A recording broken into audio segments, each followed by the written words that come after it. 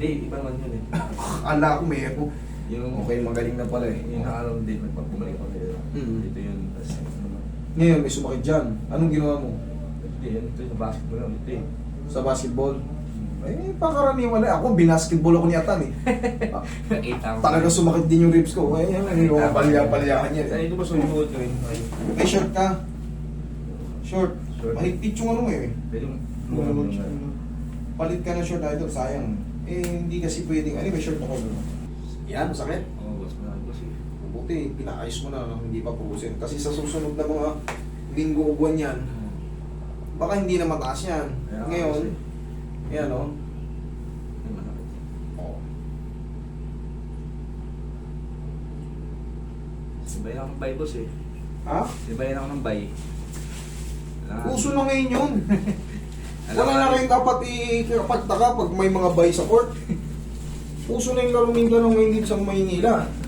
Talagang doon tayo masubukan na malalakas tayo. Langan yung sabat eh. Ganun talaga kasi sila. May mga larong bay naman na magagaling. Pero may mga larong bay na yung alanganin na habol pa. Oo, yun nga, yun Yung hindi nila iniisip yung baka pagbagsak natin parehas, bagok tayo pa rin. Eh, ganun talaga. Kaya kailangan maingat ka rin. Ang bayi, wala ka talaga. Yari ka. Pamewa ka. Tigasan mo, bako na sa akin. Sige, tigasan mo. Okay. Relax na.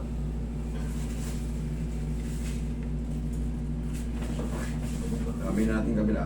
Pamewa. Okay, tigasan mo.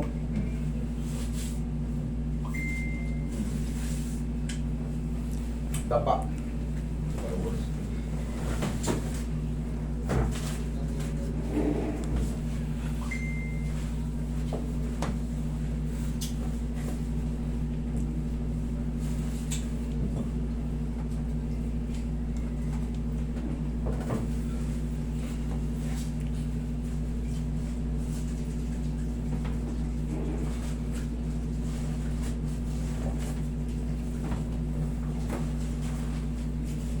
Yan lang muna. Nakakalimutan na nila yung tihaya. Ano ba dapat tawag? Paibabaw? Okay. Papaguhin ko na, paibabaw. Inhale. Exhale. Diyan ka lang muna. Ituhod ko naman ang bibirain ko.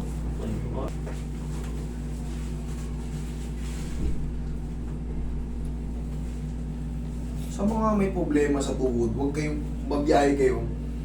Magbaon kayo ng short pang basketball. Huwag kayong magpapantalon. O kaya jogger na may hapit dito. Kasi pag habang inaangat yan dyan, siyempre hihigpit yan. Ngayon, pag mahigpit yan, pag minasas-masas mo, hindi healthy, maaaring pumutok yung mga maninipis na ugat. Kaya, ang ano natin dito, ang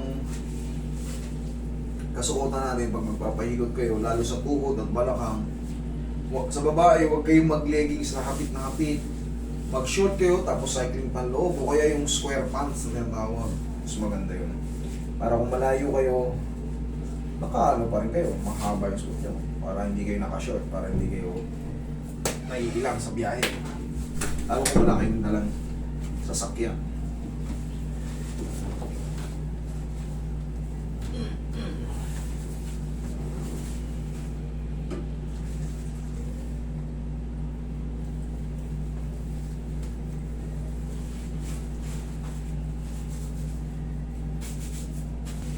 Relax na. Thank you. Ayan ang maganda.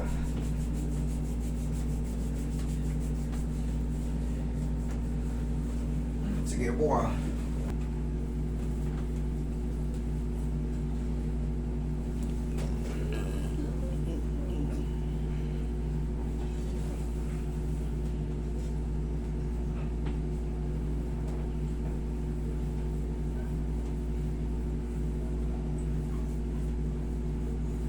Bawal ako maligo, boss, pag bukas. Pwede naman, boss. Pwede. Kahit mamayang hapon, pwede. Okay. Maaga pa eh. Maligo ka mga, at least mga 5, 6, ganyan, 5 p.m. pataas. Pero yung pag-uwi mo, galing ka sa biyahe, galing ka rito, paliligo ka kagad. Para mong sinabing, magretiro ka na sa paglalaro ng basketball.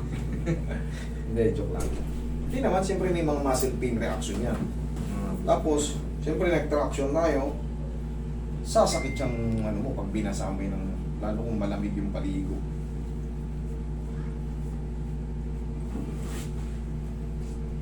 Pahinga rin.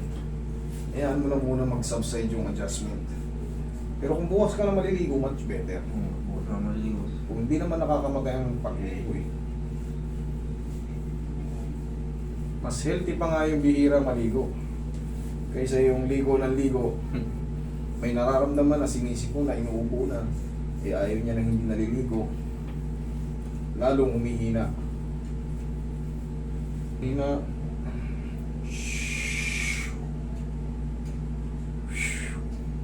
Okay. Bossing, ituot mo, check mo rin. Tayo ka. Oo. Oh. Ayos na naman. Pwede na naman makipagbandugan sa mga bahay. Okay, bye. Bugbugin niyo ulit to. Ayos, thank you. Thank you.